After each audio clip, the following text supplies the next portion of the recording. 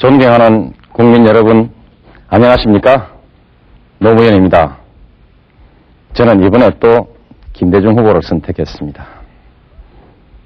그런데 많은 분들이 왜 또 그 길로 갔냐 이렇게 물으십니다. 누가 대통령감이냐, 누가 대통령이 되어야 이 난국을 풀어갈 수 있겠느냐 이렇게 묻지 않습니다. 참 답답한 일입니다. 5년 전에도 그랬습니다.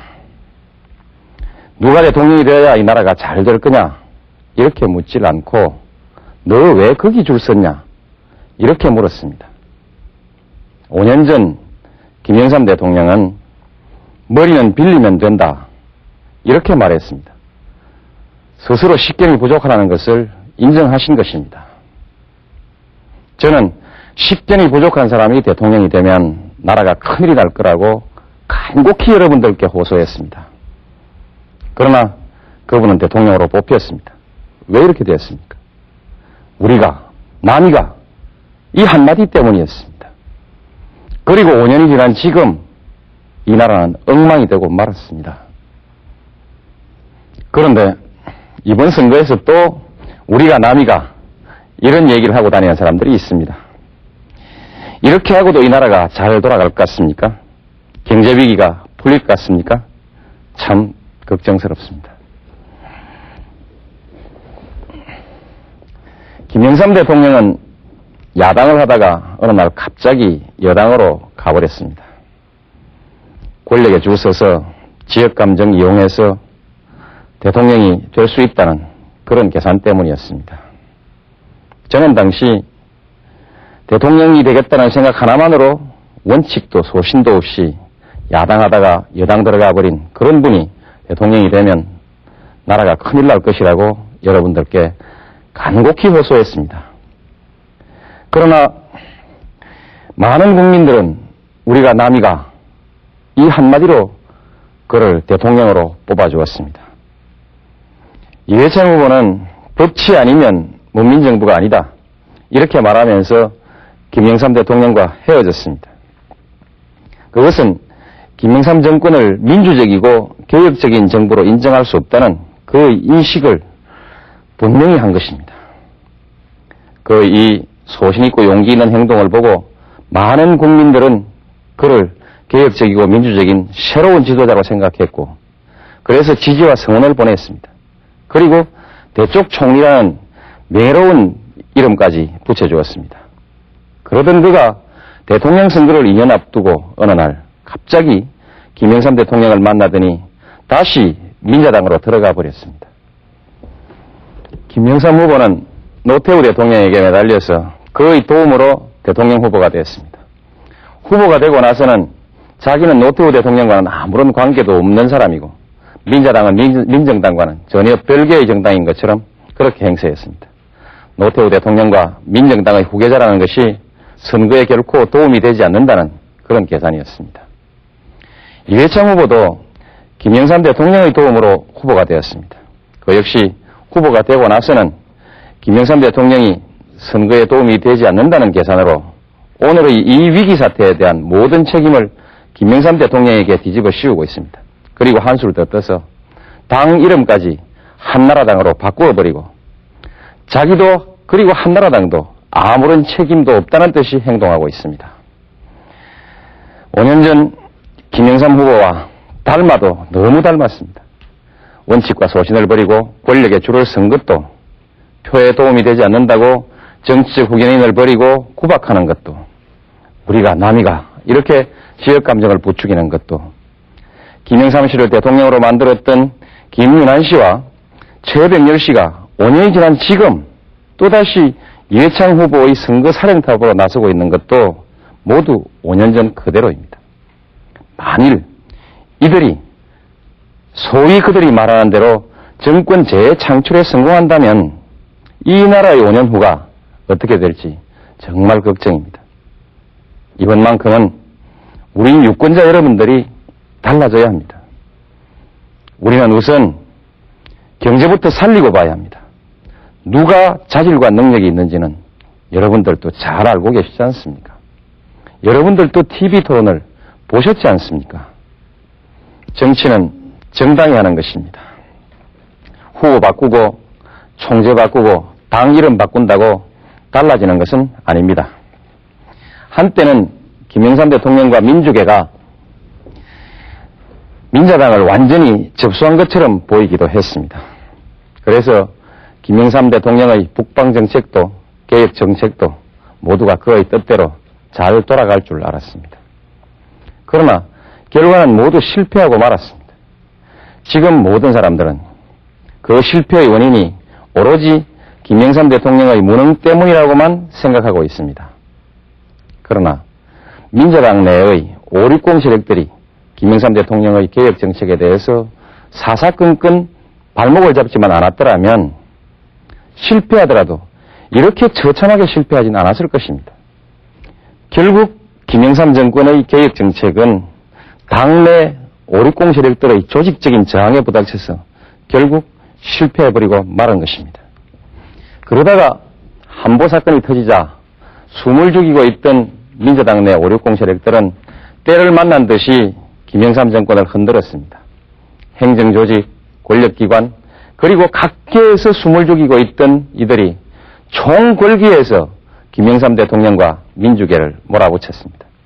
그리고 이제 다시 당권은 90년 3당 합당 이전의 560 수구 세력으로 돌아가 버렸습니다. 결국 김영삼 대통령은 90년 3당 합당 이후 지난 7년 동안 560 수구 세력들의 정권 연장에 잠시 얼굴을 빌려주고만 꼴이 된 것입니다. 그런데 처음부터 그 560 세력의 등에 업힌 이해창 후보나 조순 총재가 한다면 무엇을 할 수 있겠습니까?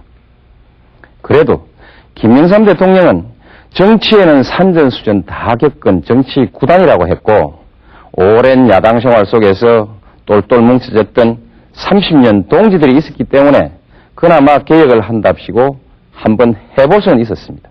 그러나 이해창 후보, 조순 총재는 김영삼 대통령만한 정치 경험도 없고 조직도 없습니다. 560 수구 세력의 월급쟁이 사장 이상 아무것도 아닙니다. 결국 이번에도 이해창 후보가 당선된다는 것은 민정당, 신한국당, 한나라당으로 이어지는 560당의 정권 연장을 의미하는 것입니다. 이해창 후보는 깨끗한 정치 그리고 정직한 정치를 얘기합니다.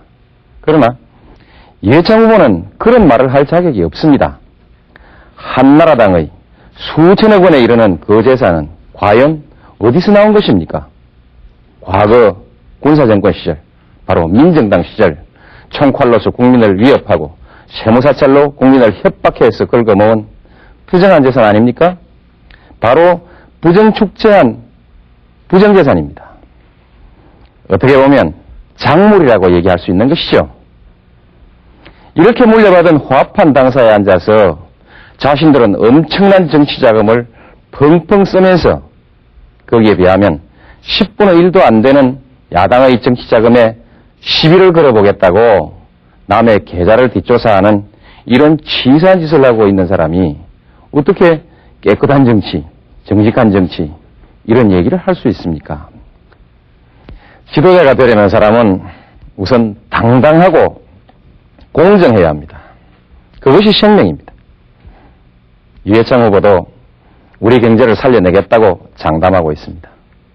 그러나 그것은 불가능한 일입니다. 이유는 두 가지입니다.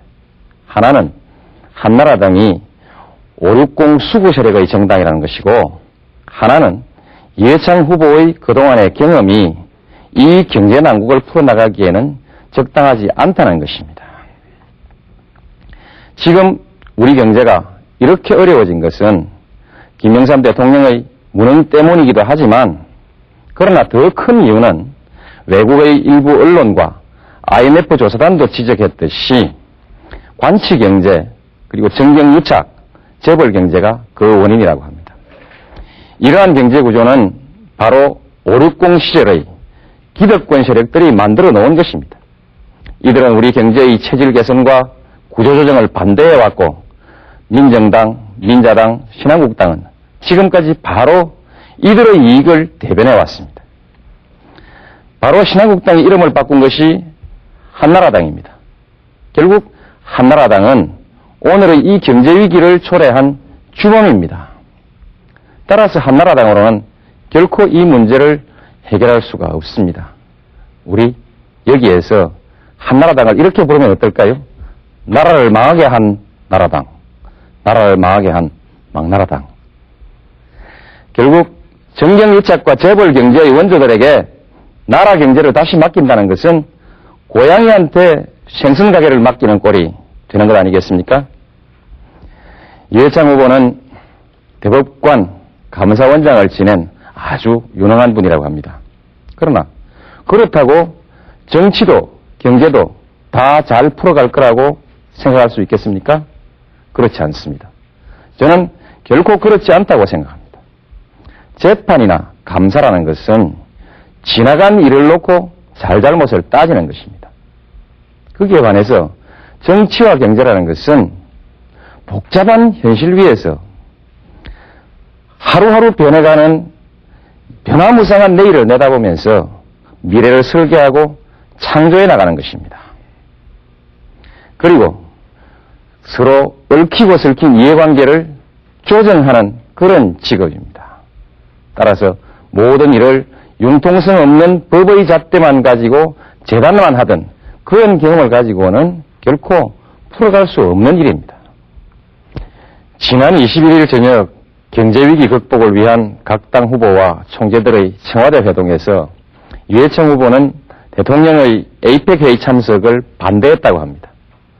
어차피 경제가 부도가 나서 외국의 도움을 받지 않으면 안 될 사정이라면 돈 빌려줄 사람들을 만나서 부탁도 하고 설득도 하고 그렇게 해야 될 일입니다. 그런데 기왕에 열기로 되어 있는 이 국제회의조차 참석하지 말라고 했다고 하니 그게 무슨 말입니까? 경제와 외교에 대한 이런 정도의 인식 수준을 가지고 어떻게 이 어려운 경제난국을 풀어나가겠다는 것입니까? 경제가 위기에 빠지니까 위기를 극복하기 위한 여러 가지 방안들이 나오고 있습니다.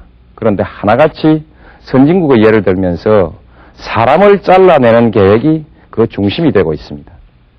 그러나 실업수당이 잘 보장되어 있는 선진국과는 달리 우리는 그야말로 대책 없는 실직을 당해야 됩니다. 직장을 잃은 사람들은 어떻게 살아갈 것인지 정말 걱정이 아닐 수가 없습니다. 이런 시기에 만일 이회창 후보가 대통령이 된다면 우리 서민들은 어떻게 될까요? 이회창 씨는 좋은 가문에서 태어나서 온실에서 귀공자로 자랐고 그야말로 운이 좋아서 20대 고시에 합격해서 그때부터 지금까지 계속해서 영감님으로만 대접받고 살아왔습니다. 시험 한 번 떨어져 본 일도 없고 선거 한 번 떨어져서 기죽어 본 일도 없습니다. 그야말로 특권층이라고 하면 좋을까요? 그래서 자기 아들만은 군대에도 못 보낸 것 아닐까요? 이런 사람이 우리 서민을 위해서 무엇을 해줄 수 있겠습니까? 이런 사람이 대통령이 된다면 우리 서민들은 어떻게 살아갈 수 있겠습니까? 참으로 걱정스럽습니다. 저는 14대 총선에서 부산에서 허삼수 씨에게 떨어졌습니다. 그리고 95년 부산시장 선거에서는 문정수 씨에게 또 떨어졌고요. 노무현이 당선되면 김대중이 대통령 된다. 이 한마디로 선거는 끝나버렸습니다. 지난해 15대 총선에서 우리는 민주당 소속으로 삼김청산과 세대교체의 깃발을 올렸습니다. 그러나 결과는 참패였습니다. 지역바람에 침몰하고 만 것입니다. 결국 우리는 이 뼈아픈 실패를 통해서 새로운 정치도 그리고 정치개혁도 지역감정이 먼저 해결되지 않고는 결코 불가능하다는 사실을 알게 됐습니다. 그런데 이제 이번에는 한나라당이 다시 삼김청산의 깃발을 들고 있습니다. 그러나 그들이 들고 있는 이 깃발은 결국 560 세력들의 정권 연장을 위한 호남 따돌리기를 다시 한번 해보자는 지역감정의 선동, 그 이상의 아무것도 아닙니다. 지역감정 정말 이대로는 안 됩니다. 물론 지역감정 걱정하지 않는 분은 없는 것 같습니다.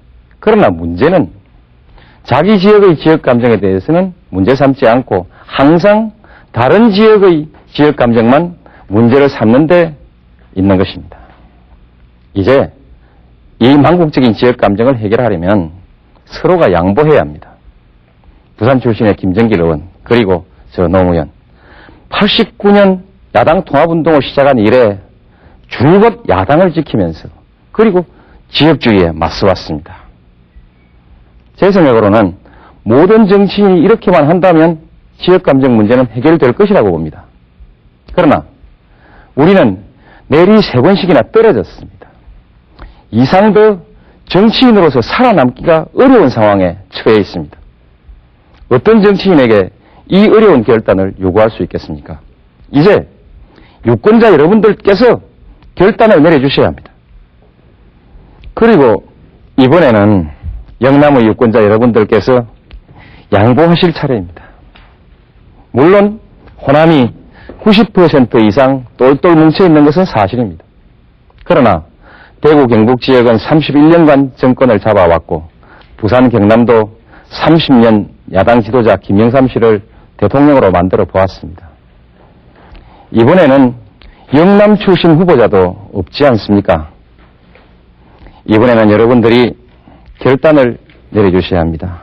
그렇게 하시면 호남 사람들이 얼마나 고마워하겠습니까? 국민화합이 따로 있습니까? 이렇게 하는 것이 바로 국민화합이고 동서화합이 될 것입니다. 부산 경남의 유권자 여러분, 김정길, 노무현은 야당하다가 여당으로 가지 않았습니다. 야당 없는 민주주의가 없고 정치를 동서로 가른다면 나라도 동서로 갈라질 것이라고 걱정했기 때문입니다. 국회의원 배지만을 바랬다면 14대, 15대 언제라도 줄을 바꾸어 서서 당선될 수 있었을 것입니다. 그러나 우리는 가지 않았습니다. 3번씩이나 연급법 떨어지고도 김정길과 저는 아직 그래도 조금은 가능성이 있는 정치인으로 남아 있습니다. 대의와 명분을 지켰고 그것을 여러분들이 성원해 주셨기 때문입니다. 부산 경남의 유권자 여러분, 지금 여러분들이 뽑아준 국회의원들은 무엇을 하고 있습니까? 참으로 민망스럽고 부끄러운 일입니다. 이제 김정길과 저 노무현이 여러분들의 자존심을 지키겠습니다. 이번에 한번 도와주십시오. 김대중 후보가 대통령에 당선되면 반드시 동서화합이 이루어질 것입니다. 저 노무현과 김정길은 동서화합의 중심에 서서 화해와 통합의 정치를 한번 해나가겠습니다. 그래서 이 나라 어디를 가든 배척받지 않는 그런 정치 지도자가 되어서 나라의 미래를 한번 짊어져 보고 싶습니다. 해방 이후 한 번도 이루어보지 못한 정권 교체, 그리고 동서화합, 그 선택이 바로 여러분의 손에 달려 있습니다. 결코 여러분을 실망시키지 않겠습니다. 대단히 감사합니다.